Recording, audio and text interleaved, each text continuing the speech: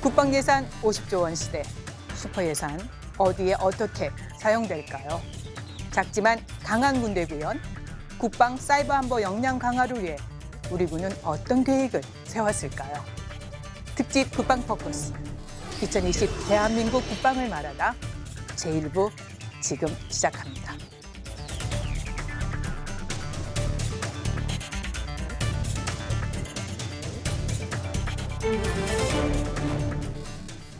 역동적으로 변화하는 안보 환경에 대비한 우리 군의 계획은 무엇일까요? 강한 국방력이야말로 굳건한 평화의 토대가 된다는 것을 다시 한번 강조합니다. 역대 최초 50조 원을 돌파한 예산으로 평화와 번영을 뒷받침하는 강한 군대 건설을 조기 구현할 수 있을까요? 지금부터 올해 국방부 기획조정실의 업무 계획을 살펴보겠습니다.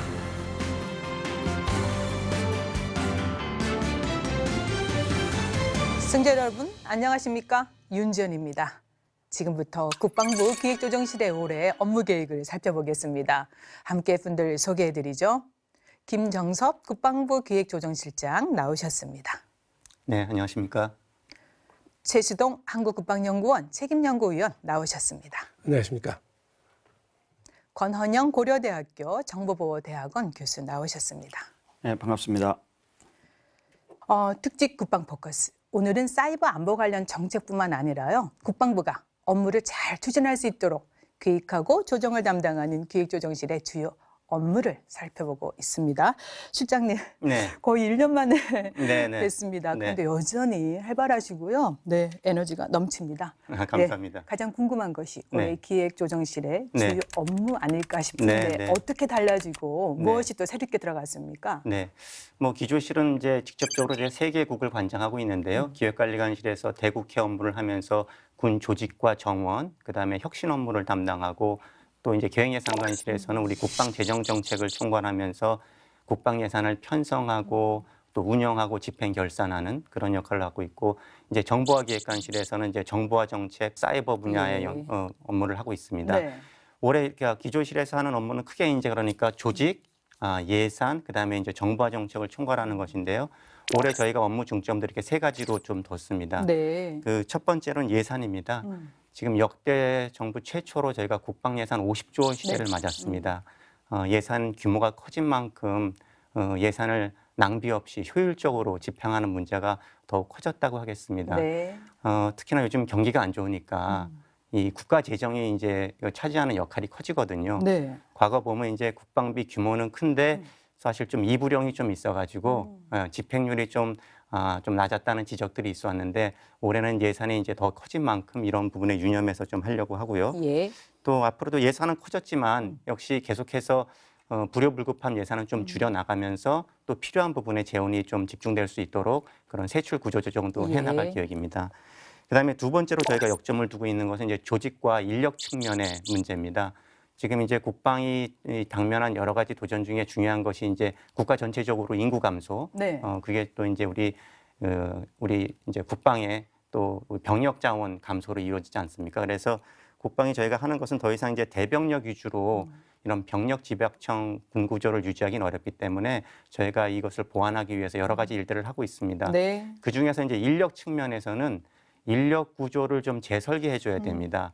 예년에는 병역 자원이 풍부가 있을 때는 얼마든지 대량 획득해서 단기 활용하는 구조가 가능했지만 네. 이제는 병역 자원이 부족하기 때문에 이런 간부들은 특히 장기 활용하는 구조로 가져가 줘야 됩니다. 그러기 위해서 저희가 지금 피라미드형으로 되어 있는 우리 간부 인력 구조를 좀 이렇게 항아리형으로 그러니까 하위 계급은 좀 줄이면서 네. 중위 쪽 계급들은 좀 늘려주는 이런 인력 구조 재설계를 하고 있습니다. 예.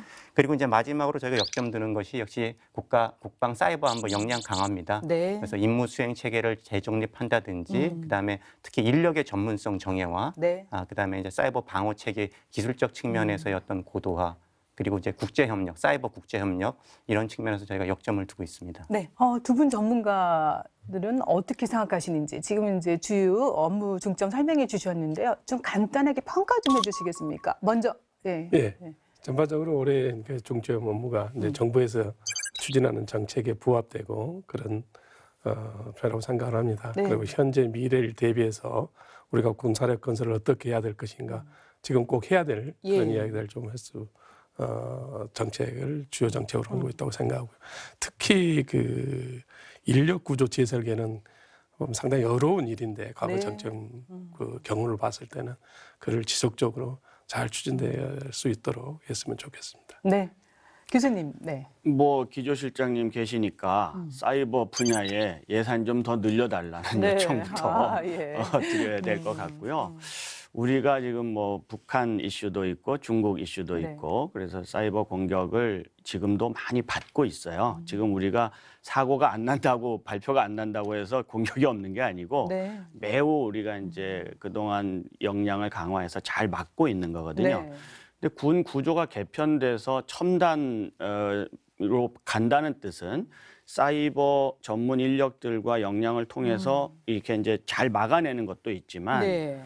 정보화를 통해서 군이 운용하는 예산을 효율화하고 그다음에 예를 들면 민간에서 스마트 시티 같은 걸 운영해서 모든 곳에 IoT 센서를 넣고 효율적으로 자원을 관리하듯이 국방 자원이 엄청나게 많아요. 네. 시설도 많고 시스템도 많고 인력들이 들어와서 일하는 오피스도 굉장히 중요한데 네. 이런 분야의 정보화를 이 혁신적으로 개혁하는 형태로 바꾸면 네. 사실은 이제 기존에 들어가는 것을 좀 줄이고 더 효과나 효용을 높이는 형태로 바꿀 수가 있어요. 그래서 지금 계획은 원래 잡혀 있는 것 중에 사이버 안보 역량 강화는 너무 잘 준비가 되어 있고 우선 요걸 정리해서 나가면 앞으로도 더 발전할 수 있는데 이 자원관리 분야, 우리가 예. 정보 자원관리 분야를 조금 더 혁신하고 첨단화하는 작업은 실장님께 다시 한번 또 부탁을 드려야 될 내용이라고 생각이 됩니다. 정말 좋은 점 지적해 주셨습니다. 계속해서 국방부 기조실의 중점 업무를 좀 더 살펴보겠습니다. 우선 지난해 연말부터 핫 이슈였던 국방 예산입니다. 실장님, 네. 건군 이래 최초 50조 원 시대 열렸다. 여기서 잠깐. 영이 어마어마하네. 000 무려 13개. 바로 국방 예산 50조 원. 빠밤. 국방 예산 50조 원 다시 한번 찍고 가실게요. 여긴 지식 포커스 전동미입니다. 고고고. 올해 국방 예산은 지난해보다 7.4% 증가한 50조 1,527억 원. 역대 최대 규모. 대통령님은 말씀하셨죠. 우리의 운명을 남에게 남에게 맡기지 않고 우리 스스로 결정하기 위해 반드시 필요한 것이 강한 안보입니다. 그래서 올해 국방 예산은 강한 안보, 국방개혁 2.0 추동력 확보를 위한 든든한 재정이란 말씀. 50조 원 시대에 걸맞은 넘볼 수 없는 군사력 건설과 첨단화, 정예화, 장병 복지 향상에 집중 투자돼 있는데요. 살짝 몇 개만 공개해 보겠습니다. 동미스 픽은요. 은밀하고 조용하게 동아시아 하늘을 지배하고 있는 미국의 최신의 스텔스기 F-35A 추가 도입. F-35A로 말씀드리자면 특징 하나, 놀라운 스텔스 기능. 간단한 시범을 보이자면 제가 보이나요? 안 보이죠? 바로 이게 제대로 된 스텔스. 특징 둘, 놀라운 피지컬. 항속거리는 2,200km, 전투 행동 반경 1,000km 이상, 공대공 미사일, 합동 직격단, 소구경 정밀 유도폭탄 등 최대 8.2톤의 무장 탑재력, 150여 킬로미터 전방에 있는 23개 공중 표적을 just 3 seconds, 3초 만에 19개나 찾을 수 있는 최첨단 레이더까지 탑재. 이뿐만이 아닙니다. 고고도 무인정찰기 시대를 연 선두주자, 글로벌 호크도 올해 추가 도입됩니다. 장기 채공은 물론 전자광학 적외선 장비와 레이더 탑재, 고정된 진지나 건물은 물론 이동 표적까지도 추적 가능. 뛰어난 화질과 해상도로 전천 후 주 야간 정보 감시, 정찰이 가능한 무인 정찰 기계의 욕심쟁이 우후훗. 동미스 두 번째 픽은요. 사상 첫 국방 예산 50조 원 시대, 4차 산업혁명 기술 도입도 가속화됩니다. 빅데이터 구축, AI 기술 활용으로 실시간으로 투명하고 합리적인 국방 정책을 추진할 수 있도록 국방 운영 기술 기반 혁신. 미래 8대 국방 핵심 기술, 10대 군사 능력, 30대 핵심 전력을 선정해 첨단 군사력 건설을 위한 전력 체계 혁신도 가속화됩니다. 마지막 동미스 픽은요. 두구두구두구두구두구두구 픽미역. 바로 장병 복무 여건 개선을 위해 올해 병사 봉급이 33% 인상돼 병장 기준 월 54만 900원. 54만 900원. 22년까지 2017년 최저임금의 50% 수준으로 쭉쭉쭉 지속 인상되고 군 복무 중 자격 취득 오케이, 어학 공부 오케이, 도서 구입 오케이. 병사들의 자기개발 비용이 연간 5만 원에서 10만 원으로 인상되고 대학 원격 강좌 수강료도 50% 지원됩니다. 국방 예산 5,000,000,000 아직도 0이 13개로 보이십니까? 저는 국방 예산 50조 원이라 쓰고 힘을 통한 평화와 포괄 안보 구현의 의지라고 읽겠습니다. 지금까지 지포, 저는 동미였습니다. 지식! 예, 어떤 계획을 가지고 계시고 어떻게 사용할 것인지요? 네. 먼저 이제 50조 원 시대의 의미를 먼저 좀 설명을 드리겠습니다. 국방 예산 50조 원 무엇보다도 강한 국방력을 건설하겠다는 어떤 정부의 의지를 보여주는 상징적인 지표라고 생각이 듭니다. 네. 우리 정부가 추구하는 것이 북한의 비핵화, 그다음에 한반도 평화 체제 정착 아닙니까? 그러면서도 동시에 강한 국방력, 힘을 통한 평화, 힘이 바탕이 된 평화를 추구하고 있고요. 네. 또 이제 북한 위협뿐만이 아니라 주변국 위협, 그리고 이제 비군사적, 초국가적 위협에도 전방위적으로 대비할 수 있는 포괄 안보를 구현하겠다는 것이기 때문에 이 50조 원이라는 것은 그것을 실질적으로 뒷받침하는 실행력을 담보하는 그런 의미가 있다고 말씀드리고 싶고요. 네. 특히 이제 50조 원이 예산 증가 면에서 좀 와닿지 않으실 수도 있는데 어떤 의미가 있는지 좀 말씀드려 보겠습니다. 네. 2017년에 이제 우리 문재인 정부가 출범할 당시에 국방비가 40조 원 조금 넘었었습니다. 네. 그러니까 불과 한 2년 좀 반 만에 10조 원이 증가한 것이거든요. 이게 얼마나 빠르고 이제 큰 증가폭인가 하면은요. 2005년에 우리 국방비가 얼마인지 혹시 아십니까? 기억이 안 나네요. 저도 한번 다시 찾아봤더니요. 네. 20조가 좀 넘었습니다. 21조 천억. 네. 그런데 이제 이것이 2011년에 돼서 이제 30조 원을 넘습니다. 네. 그러니까 10조 느는데 6년이 걸린 거죠.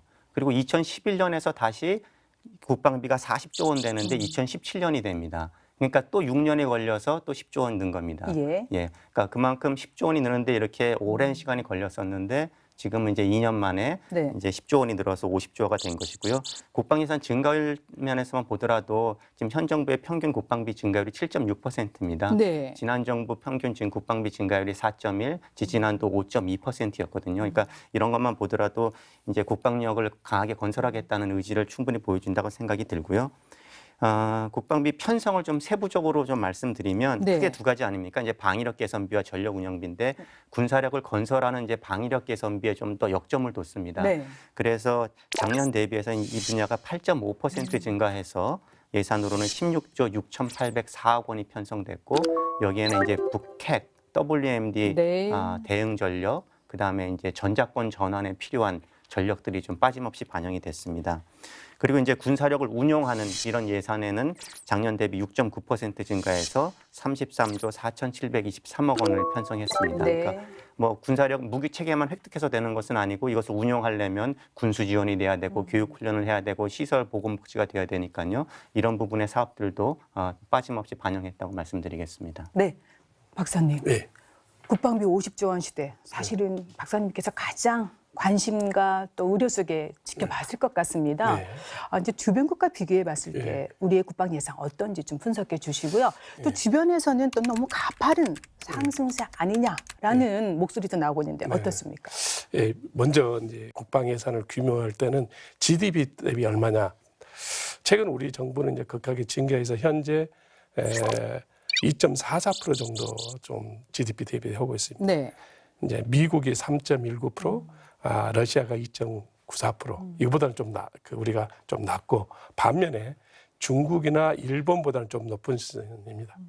그 말씀드린 것 같이 이제 급격한 어떤 국방예산 증가에 대해서 이제 우려를 많이 하고 있는데 최근 그 국방예산 증가는 정부의 확장 재정 정책에 따라서 이런 거고 특히 국방계획 2.0에 따라서 힘을 통한 평화. 네. 그게 상당히 중요하거든요. 힘이 없으면 평화가 오지 않습니다.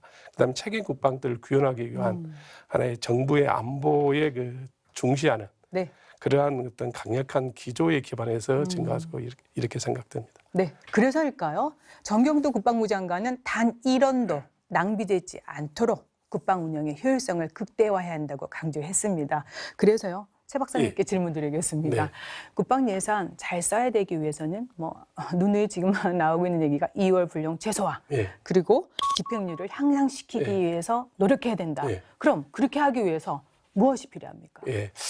참 이불용 어렵죠. 특히 네. 우리 국방부가 지금 물건비, 방위력 개선이라든가 네. 수리부속이라든가 건설 이러면 물건비는 상당히 그 이비용이 쉬운데 아무튼 작년에도 열심히 노력해서 잘했고 올해도 열심히 잘해야 되겠죠. 그러기 위해서는 이제 집행 점검 회의를 좀 강화하고 네. 사업별 특성을 고려한 예산 집행 상태를 지속적으로 좀 모니터링을 좀 해야 될 것 같습니다.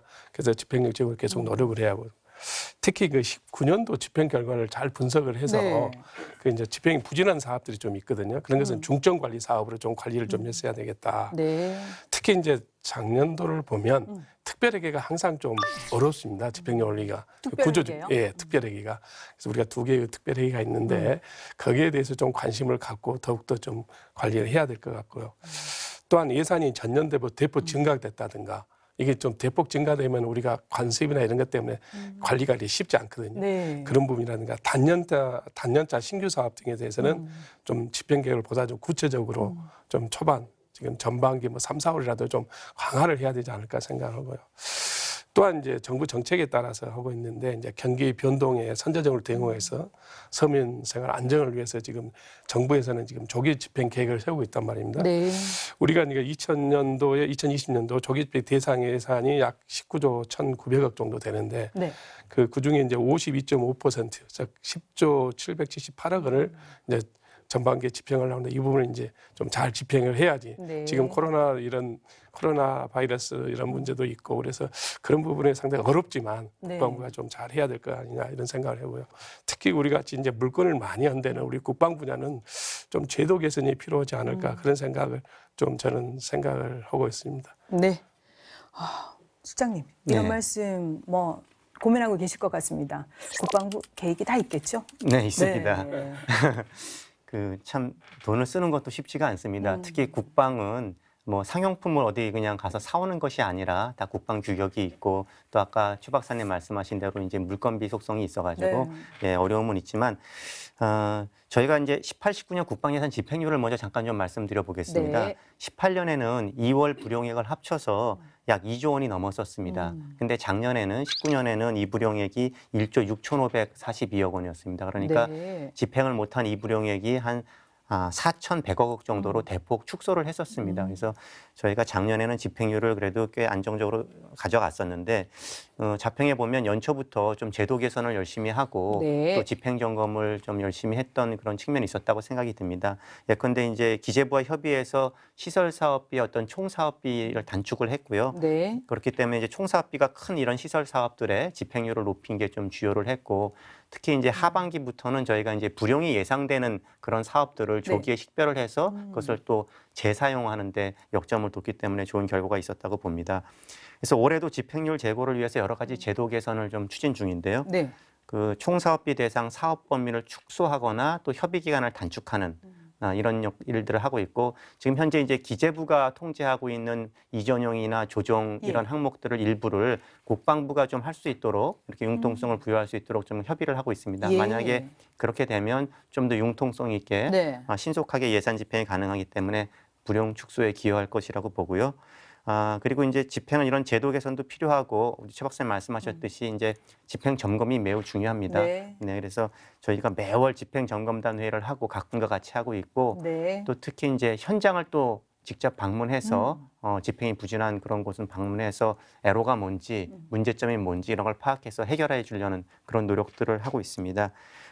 그리고 지금 아까도 말씀 나왔습니다마는 예산 집행이 한 해 예산 집행도 중요하지만 조기 집행의 중요성이 굉장히 네. 강조되고 있습니다. 그러니까 그동안은 이제 하반기에 막 몰아서 집행하는 좀 약간 이런 패단도 좀 있었는데 이제 연중 균등되게 이렇게 좀 집행을 해야 되고 특히 상반기에 네. 이렇게 좀 많이 집행할 수 있도록 저희가 노력하고 있습니다. 요즘 일주일에도 몇 차례씩은 막 기재부 주간, 청와대 네. 주간 그런 회의도 많고 제가 하고 또 우리 계획예산관이 하는 것은 물론이고 뭐 차관, 총장, 각군 참모차장 해서 저희가 이제 여기 총력을 기울이고 있다는 말씀을 드리고요. 네. 그래서 아무튼 국방 예산이 국민의 그 소중한 세금으로 마련해 주신 건데 저희가 법규를 잘 준수하면서도 효율적으로 집행될 수 있게끔 최선을 다하겠습니다. 네, 국민의 혈세. 네. 국방 예산 50조 네. 집행률 정말 향상시켜 주셔야 됩니다. 네. 얘기 들어보니까 계획이 다 있습니다. 예, 점검회의 좀 더 꼼꼼하게 해주시고요. 네. 특집 국방 포커스, 대한민국 국방을 말하다 국방부 기획조정실의 올해 주요 업무 계획에 대해서 살펴보고 있습니다.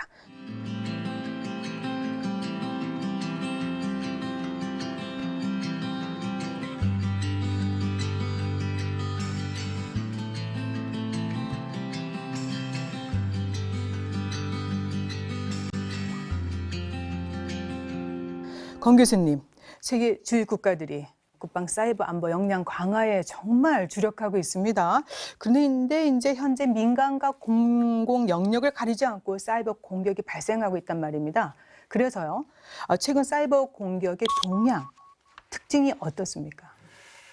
이 사이버 분야는 사이버 역량이 클수록 공격 대상이 많아지는 특성이 있죠. 우리가 은행을 직접 가서 일을 보면 공격받을 일이 덜 하지만 인터넷으로 하거나 네. 또는 모바일 우리 핸드폰으로 하거나 그러면 이제 공격할 내용이 생기는 것처럼 정보화가 진화하면 사이버 공격도 진화한다 이렇게 생각하시면 되는데요. 네. 최근에는 이제 그 우리가 IoT를 통해서 발전하는 그 모든 분야가 사물에 다 우리가 센서를 달고 또 운용을 하죠. 네. 그다음에 자율주행 자동차를 쓰죠.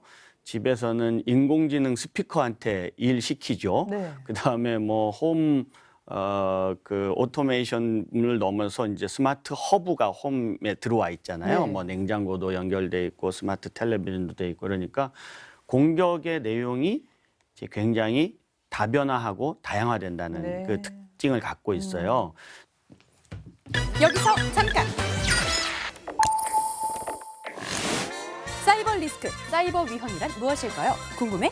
궁금하면 따라와. 따라오라고, 여기로 와.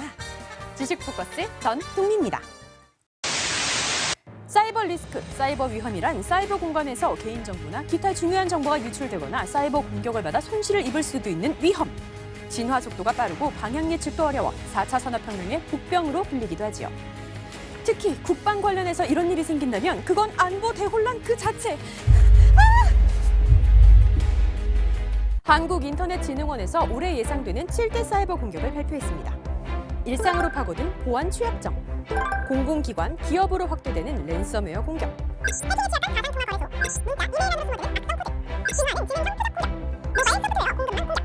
융합서비스 대상 보안 위협이 그것. 사용자의 PC를 인질로 삼는 보안 공격으로 불리는 랜섬웨어는 과거 불특정 개인 PC에서 공공기관, 기업 등으로 대상 범위를 넓혀가. 그럼 국방부도 위험한 거야? 유관기관이나 협력업체로 사칭한 이메일을 통해 랜섬웨어 유포를 시도하거나 백업 파일까지 암호화할 수 있고 지난 2018년 국내 최대 가상화폐 거래소가 해킹으로 350억 원에 달하는 손실을 보았던 것처럼 가상통화 거래소를 대상으로 하는 사이버 공격 역시 지속될 것으로 전망된다고 합니다. 문자와 이메일 속 링크를 이용해 악성 앱으로 감염시키는 모바일 공격.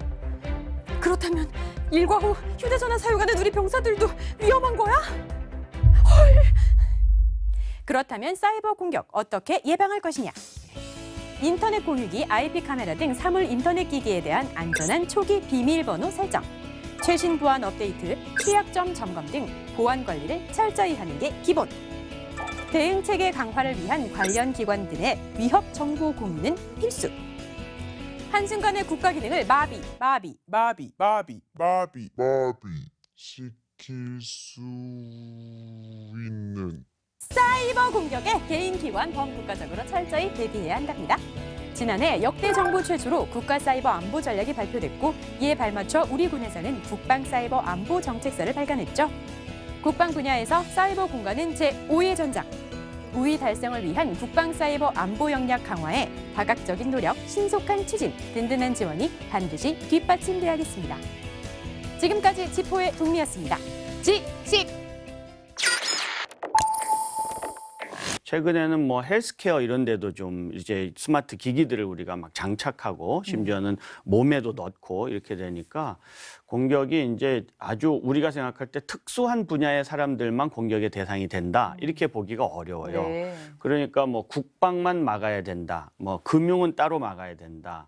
산업 에너지는 또 따로 뭐 발전소 우리가 막아야 된다. 이런 게 아니고 다 융합되는 현상을 네. 갖게 됩니다. 그리고 또 개인정보 침해나 이런 것들이 이제 일상적으로 일어나는 상황이 발생하고 네. 또 랜섬웨어 같은 걸 통해 가지고 이제 옛날에는 뭘 보여주고 그다음에 뭐 남을 이렇게 막고 이제 일상적으로 이렇게 잘 활동이 안 되도록 막고 이런 정도가 아니고 돈을 직접적으로 이걸 공격을 통해 돈을 버는 이런 행위들이 네. 이제 뭐 국가 차원에서도 발생해요. 그동안에는 우리가 이제 뭐 일부 해커들이 하고 또 좀 이렇게 해커들은 좀 이렇게 우쭐하는 그런 맛이 있어서 네. 공격하고 보여주고 이런 걸 하는데 지금은 그게 이제 국가 또는 국제적인 범죄 테러 단체 이런 데가 이제 이런 쪽에 들어오게 되는 거예요. 네. 요약하면 우리 생활이 IoT를 통해서 인터넷을 통해서 5G를 통해서 많이 발전할수록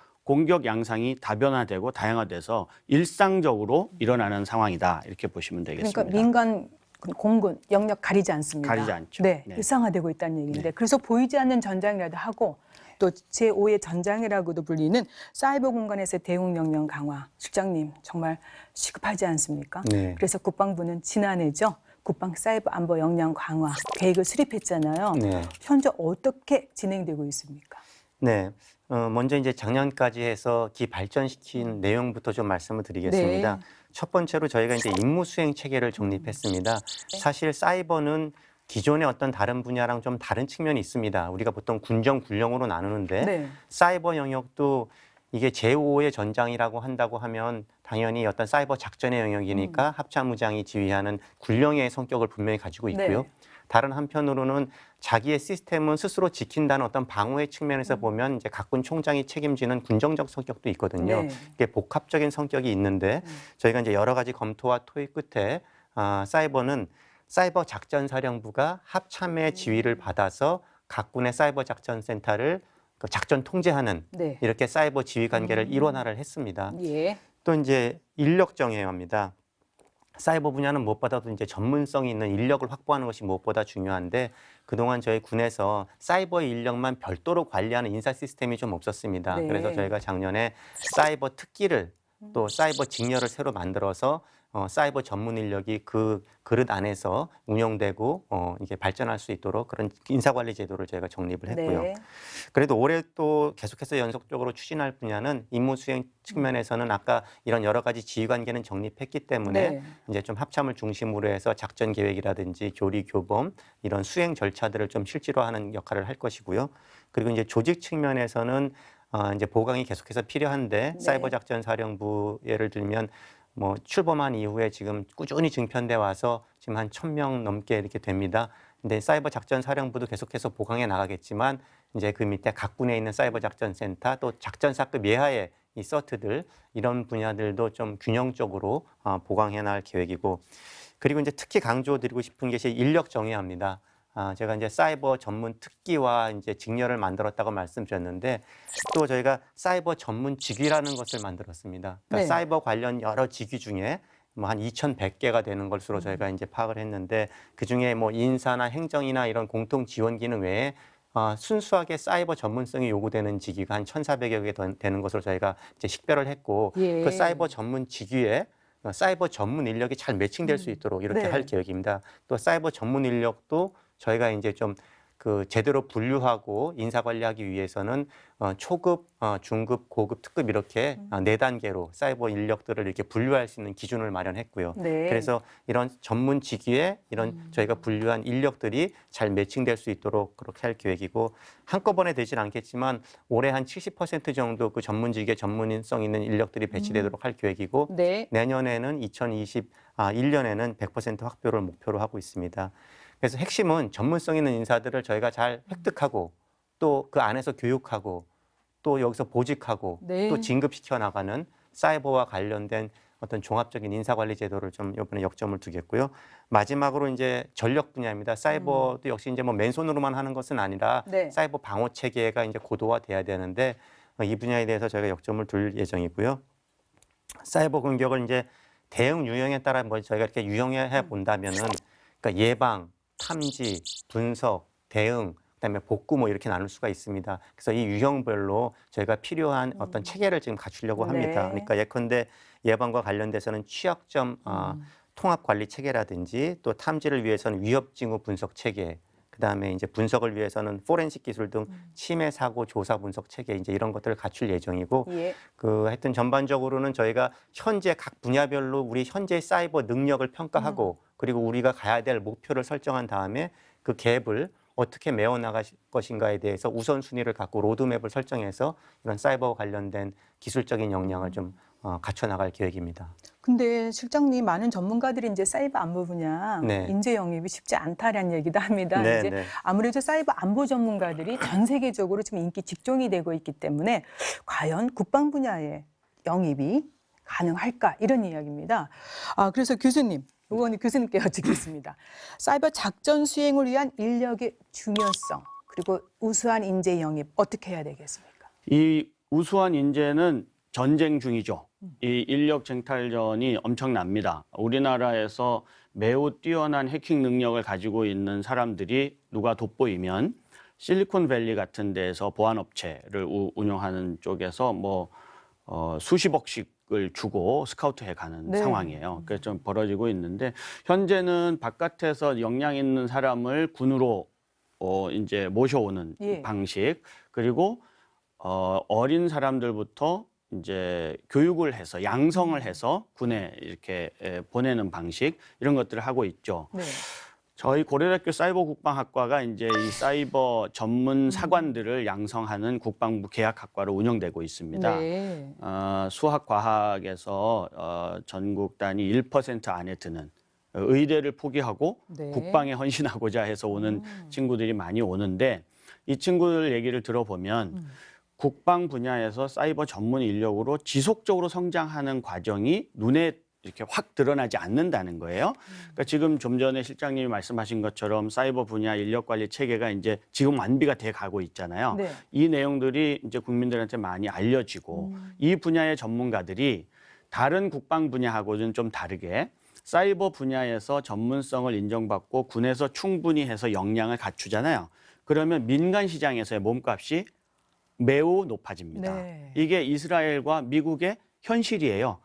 그 사이버 전을 수행했던 사람이 군에서 나오고 아프가니스탄 전쟁, 중동 전쟁하고 돌아오면 보안 업체를 운영해서 국방부가 아까 말씀하신 미국 국방부 11조 돈 어디다 쓰겠어요? 그 사람들한테 인력도 사고 서비스도 사고 합병해서 나가거든요. 네. 우리는 인력을 이제 양성하는 체계도 중요하지만 이 인력과 전체 생태계에서 국방 예산, 그다음에 역량 강화 이게 이제 맞물려 돌아가도록 해야 됩니다. 사이버 전문 인력이 군에서만 존재해서 있는 것도 아니에요. 네. 실제로는 합동 작전이 이루어져야 되고 또 민관군 통합 대응 작전이 또 필요해져요. 예. 이럴 때 군이 이런 걸 리딩을 하려면 폐쇄된 조직으로 운영할 수가 없어요. 이거는 계속 이 입출이 자유로운 상태에서 우리가 통합된 이 사이버 인력 체계를 갖추는 노력을 해야 되는데 그동안에 우리 인력이나 조직 관리나 또는 예산이 국방 분야로 오면 다소간 경직되는 경향을 갖고 네. 있습니다. 이거를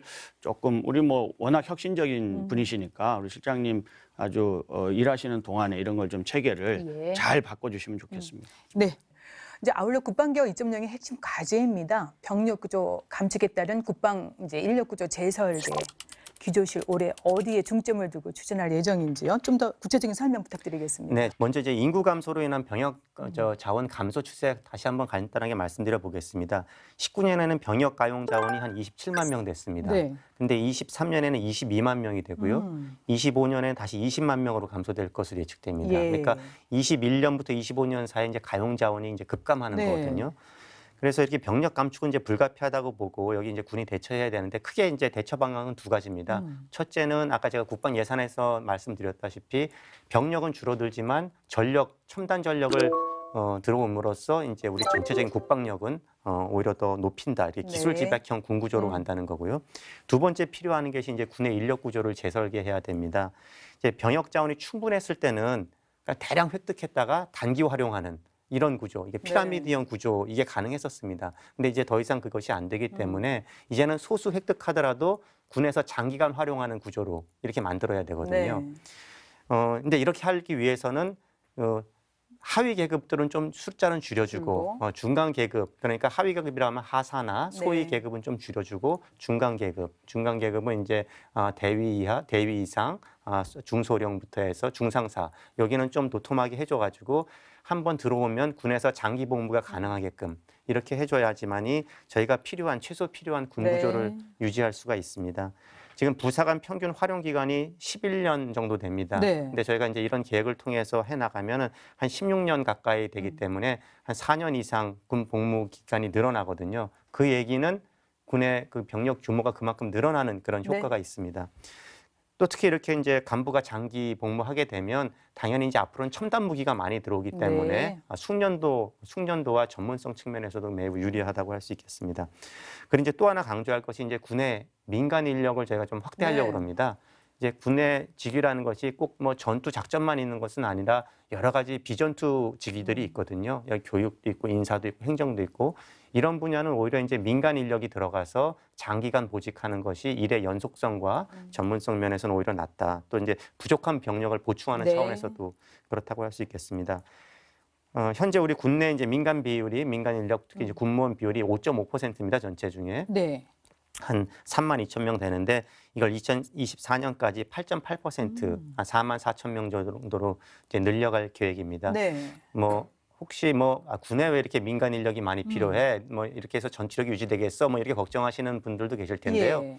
제가 참고로 이제 선진국들 한번 좀 말씀드리면은 미국은 국방 인력 중에 민간 인력이 차지하는 비중이 우리 최 박사님 잘 아시겠지만 50%가 넘습니다. 56%, 프랑스도 30%, 영국도 38%. 그러니까 이런 국방이라는 것이 현역과 민간이 잘 그 기준에 맞게 같이 그 시너지 효과를 발휘하는 이제 그런 인력 구조로 가는 건데 저희도 뭐 한꺼번에 그렇게 갈 수는 없지만 점진적으로 이제 그렇게 갈 계획으로 있습니다. 근데 이제 최 박사님, 지금 실장님 언급해 주셨지만 민간 인력이 이제 사실은 이제 급속하게 늘어날 추세인데 민간과 이렇게 군인 간의 역할 어떻게 정립하면은 좀 좋을지.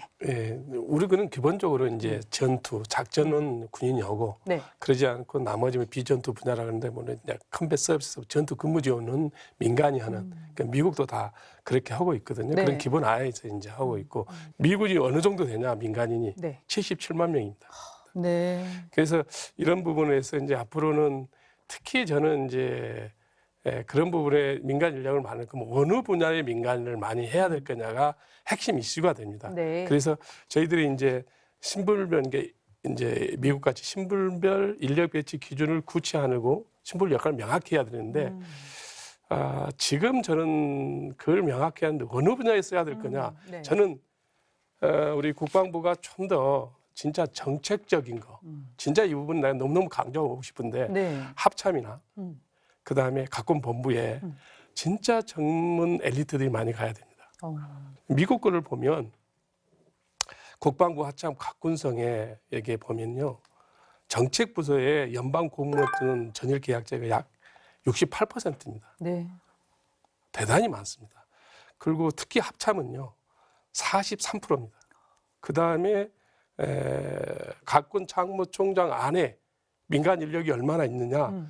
평균 53%가 있습니다.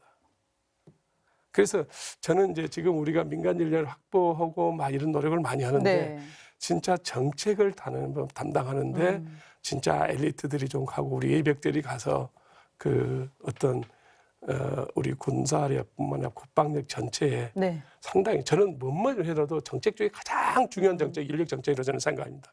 그래서 앞으로 이 부분에도 좀 기반 연구부터 우리 좀 착실히 해서 그런 부분을 좀 해 나가야지만이 우리가 가용원 자원을 맥시멈 쓸 수 있지 않을까 생각합니다.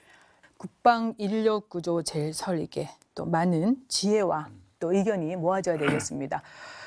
여러분은 지금 국방 포커스를 시청하고 계십니다.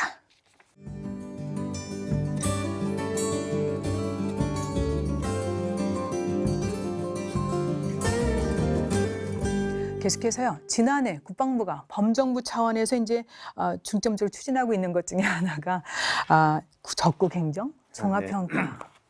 이런 게 있는데 지금 국방부가 우수 평가 받았고요. 또 네. 갈등 관리 부분에서도 좋은 성적을 네, 차지했습니다. 그렇습니다. 공직 내 불합리한 관행과 소극 행정 행태를 타파하고 대국민 서비스 개선을 위해 44개 중앙행정기관을 대상으로 적극 행정 추진 실적을 평가한 결과가 최초 공개됐습니다. 국방부는 적극 행정 추진 실적이 가장 우수한 장관급 기관으로 기관장 주도하에 적극 행정 추진 기반을 마련하고 적극 행정 공무원의 파격적 우대, 소극 행정 격파 등 기관 특성이 반영된 실행 전략으로 이행 실적과 실질적 성과 부분에서 모두 좋은 평가를 받았습니다. 적국 행정과 갈등 관리 부분은 기조실에서 담당하는 주요 업무가 아닐까 싶은데 이렇게 좋은 결과를 만들어낸 비결이 있습니까? 좀 자랑 좀 해주세요. 네. 네. 네, 저희가 기조실에서 이제 총괄하는 거지만 이제 국방 전체가 이제 같이 참여하는 이런 사업인데요. 저희가 이 국방은 역시 국민하고의 접점이 아무래도 이렇게 크지 않은 안보 부처인데도 네. 적극 행정과 이제 갈등 관리에서 좋은 성적을 받았다는 것을 매우 의미 있게 생각을 하고요. 저희가 이제 뭐 여러 가지 평가를 좀 해보자면은 저희가 작년에 이제 적극 행정 기반을 좀 잘 만들었습니다. 네. 그 전담 부서와 유관 부서도 좀 지정을 하고요. 그 다음에 이제 외부 전문가 초청해서 뭐 분기별로 또 직장 내 교육도 열심히 했고 또 이제 기관장 의지와 선도가 중요한데 네. 직접 장관님이 주관해서 여러 가지 회의도 운영하시고 또 혁신 적행정 지원위원회를 만들었는데 거기 위촉식도 직접 장관님이 하시고 예. 또 우수 직원들 표창 네. 이런 것도 하셨습니다. 그리고 이제 적극 행정을 하는 공무원에 대한 파격적인 우대 조치들, 네. 뭐 승진이나 또는 뭐 유학에 어떤 가산점을 준다든지, 그 다음에 이제 성과급 같은 경우에 1등급을 올려준다든지 여러 가지 이런 인센티브를 통해서 적극 행정에 대한 어떤 분위기를 저희가 조성을 좀 하려고 했고요. 네. 또 이제 또 중요한 것이 이제 적극 행정을 하는 공무원들을 보호해주고 지원해주는 게 필요합니다. 네. 적극 행정을 이제 가로막는 것이 역시 이제 감사에 대한 부담이거든요. 기존에 있는 규정을 아주 소극적으로 해석해서 관례대로만 하면 감사에 걸릴 일은 없습니다. 근데 좀 더 적극적으로 하다 보면 이제 이게 나중에 어떻게 될지 몰라서 그게 부담이 되는 건데 이런 문제를 좀 극복하기 위해서 이제 적극 행정 명책제도 또 저희가 도입했고 또 이제 감사원의 사전 컨설팅 이런 것도 적극적으로 좀 활용을 했습니다. 그래서 네. 올해 이렇게 마련된 작년에 마련한 기반을 바탕으로 해서 이제 올해는 좀 더 국민들이 체감할 수 있는 네. 적극 행정 성과를 낼 수 있도록 그렇게 하겠습니다. 네. 그리고 이제 갈등 관리 갈등 관리, 관련돼서는요. 갈등 관리도 저희가 이제 필요한 그런 안건들을 이제 과제화해서 저희가 좀 체계적으로 관리했다고 생각이 드는데 이제 국무조정실이 이제 관리하는 과제도 있고 국방부가 직접 관리하는 과제들도 있습니다. 그러니까 예를 들어서 군공항 이전 네. 이제 뜨거운 이슈인데 군공항 이전이라든지 주한미군의 그 환경오염 치유 문제라든지 그다음에 이제 그 종교적 신앙 등에 따른 이제 병역 거부에 따른 대체 복무 뭐 이런 여러 가지 과제들이 있었는데 저희가 돌이켜 보면 사안별로 좀 갈등이 증폭될 수 있었던 과제들인데 저희가 전반적으로는 좀 안정적으로 관리했다고 네. 좀 평가를 하고 있습니다. 그 대구공항 이전 관련돼서 또 주한미군 환경오염 치유 관련돼서는 그래도 좀 일부 진전이 있었고요. 네. 그다음에 이제 종교적 신앙에 따른 병역 거부자 그 대체 복무제는 이제 법안이 이제 입법을 통해서 해결 과정에 있고요. 그래서 저희가 이렇게 성공적으로 갈등을 관리했다고 평가를 하는데 그 요인을 몇 가지 좀 살펴보면은 갈등 관리 협의체를 운영을 했습니다. 네. 분야별로. 그래서 그걸 활발하게 운영했는데요. 예를 들어서 군공항 이전 같은 경우 그 협의회만 하더라도 한 39차례 예. 개최를 했고 또 이제 현장을 방문하고 또 이해관계자와 대화가 매우 중요한데 네. 이것과 관련돼서도 이 4개 과제에서만 해도 현장 방문 26회, 그다음에 이해관계자와의 대화도 100번이 넘게 네. 이렇게 한 바가 있습니다. 그래서 갈등은 효과적으로 관리하지 않으면 이게 막대한 사회경제적 비용을 유발하고 또 어떤 사회 통합에도 저해가 되는 문제이기 때문에 저희가 앞으로도 이 점 유념하면서 선제적으로 체계적으로 네. 갈등 관리 잘 해나갈 수 있도록 그렇게 네, 하겠습니다. 지난해 경험을 바탕으로 적극 행정 더 효율적으로 추진해 주시고요. 무엇보다도 갈등 관리는 계속해서 좀 중점 사업으로 추진해 주시기를 또 거듭 당부드리겠습니다. 그렇게 하겠습니다. 네. 지금까지 국방부 기획조정실의 올해 주요 추진 업무를 꼼꼼히 살펴봤습니다. 끝으로요, 올 한해 국방부가 주요 업무를 잘 추진할 수 있도록 그리고 또 기조실이 어떤 역할을 해야 되는 데에서 당부와 조언 말씀을 좀 간략하게 부탁드리겠습니다. 네, 최 박사님 먼저 해주시겠습니까? 저는 좀 이런 것은 좀 꼭 했으면 좋겠다. 실장님 했으면 말씀드립니다. 국방개혁 2.0에 따라서 추진하고 이제 장군대 인력 구조 문제 참 어렵고 힘든 과제인데, 예, 장군 그 인력 조정 문제는 국민의 기대가 너무 크니까 지금까지 가장 어려운 문제였는데 계획대로 좀 잘 추진되기를 바라고요. 두 번째는 이제 인력을 이제 항아리형으로 바꾸고, 네. 그다음에 인건비가 당연히 더 들어갈 거 네. 아닙니까? 그래서 우리 자원은 항상 한정돼 있고, 그래서 이제 인력 규모라든가 인건비, 그다음에 전력 유지, 방위력 개선, 이건 서로 연관이 아주 밀접하게 있는 부분이에요. 네. 이걸 어떻게 믹싱을 잘해서 우리 군사력 건설을 맥시멈 시키냐, 네. 이런 관점에 좀 중점을 주면 좋겠고, 세 번째 제가 말씀드렸습니다. 민간 인력 확대 문제. 네. 이거는 이제 단기간에는 쉽지, 이게 우리가 지금 하고 있는 것 말고 합참이나 각군본부의 민간 인력 이런 부분은 쉬운 일이 아닙니다. 네. 좀 더 약간의 그 인력을 각 합참이나 각군부 인력을 증원하더라도 여기는 이제 진짜 전문성이 진짜 필요한 부분이기 때문에 이 부분에 좀 기본 연구라든가 그런 데 좀 중장기적으로 실장님이 좀 관심을 갖고 해주시면 좀 좋지 않을까 생각됩니다. 네. 이상입니다. 교수님. 예, 그 한 3, 40년 전에는 우리 군이 정보화에 제일 앞에 있었어요. 1등이 국방이었습니다. 그런데 한 30여 년 지나고 났더니 국방이 정보화에서 제일 뒤쳐 있어요. 네. 옛날 시스템, 옛날식 사람들, 옛날식으로 하는 이런 걸로 바뀌었는데, 다시 한번 그 국방 혁신, 정보화 혁신, 그래서 디지털 정부를 이제 우리 정부 혁신의 모양으로 문재인 정부가 이미 제시했잖아요. 그리고 지능형 정부로 싹 다 바뀐다는 거예요. 그러면 국방 분야에도 그런 일이 굉장히 많거든요. 자원도 많고 사람도 많고. 그래서 디지털 지능형 정부 혁신에 국방부가 다시 좀 앞장서서 선도 부처가 되었으면 좋겠다. 네. 그런 생각을 하나 하고, 지금 오늘 실장님께서 말씀하신 내용들을 쭉 들어보면 사이버 역량 강화 부분에 굉장히 많은 그 진전을 보여주고 있어요. 그래서 그 부분에 대해서는 만족스럽지만 정보화와 혁신이라고 하는 디지털 혁신을 준비하는 부분에 있어서의 그 정책적 관심도 조금 더 강화해 주십사는 네. 말씀을 드리겠습니다. 두 분 전문가들께서 책찍 주셨습니다. 네. 잘하고 계시지만 더 잘하기 위해서 조언 주셨는데 마무리 말씀 부탁드리겠습니다. 네, 그 좋은 말씀 감사드리고요. 저희 기조실에서 지금 말씀드린 대로 조직 예산 정보화 측면에서 핵심 과제들을 좀 차질 없이 잘 수행을 하겠습니다. 그 인구 감소 시대 맞아가지고 그 인력 구조 개편 잘 추진하고, 좀 전에 최 박사님 말씀하신 장군 정원 조정 문제는 지금 지난번에 계획 세운 대로 지금 차질 없이 좀 수행되고 있습니다. 네. 그리고 민간 인력 확대도 좀 더 섬세하게 저희가 살펴보겠고, 그리고 지금 권 교수님 말씀하신 어떤 정보화 분야의 혁신, 저희가 이제 사이버 분야로 좁혀서 좀 오늘은 말씀드렸습니다만, 여기는 여기대로 계속해서 역량을 집중하고, 또 전반적인 혁신, 이 국방의 전체의 혁신을 또 이제 끌고 나가는 측면에서의 정보화 수단을 가지고 앞으로 좀 노력을 하겠습니다. 그리고 이제 추가해서 오늘 말씀은 안 드렸지만, 이제 곧 총선이 있으면 네. 이제 21대 국회가 출범하게 될 텐데요. 저희 기조실에서 이제 대국회 업무를 담당하고 있습니다. 그래서 정부 이제 후반에 들어서면서 저희가 꼭 이제 달성해야 될 입법 과제들도 있고, 네. 예산으로 반영해야 될 사업들이 있는데, 대국회 업무를 잘 네. 협력 관계를 잘 구축하면서 이런 것들이 차질 없이 이루어질 수 있도록 만전을 기하겠습니다. 네. 지금 국방비 50조 원 시대에 사이버 역량 강화 얘기 많이 했고요. 또 더욱이 병력 구조 감축, 이거 어찌할 수 없습니다. 계속해서 그 우수한 민간 인력이 군에 영입돼서 국방 업무가 효율적으로 잘 추진될 수 있도록 실장님 올해 한 해도 많은 애를 써주시기를 거듭 부탁드리겠습니다. 네, 그렇게 하겠습니다. 국민과 함께 국민의 눈높이에 맞춘 그런 정책이 잘 효율적으로 추진하기를 두 분 전문가들께서도 계속 조언 주십시오. 예. 네, 오늘 말씀 여기서 마치겠습니다. 고맙습니다. 네, 감사합니다. 국방 예산 50조 원 시대, 누구도 넘볼 수 없는 튼튼한 국방 태세 확립과 국민이 체감하는 적극 행정 성과를 위해 국방부 기획조정실의 역할이 그 어느 때보다 중요함을 강조해 보면서 국방 포커스 오늘 여기서 마치겠습니다. 시청해 주셔서 감사합니다. 다음 주에는 특집 국방 포커스 두 번째 시간 김윤석 국방부 전력자원관리실장님과 함께 하겠습니다. 안녕히 계십시오.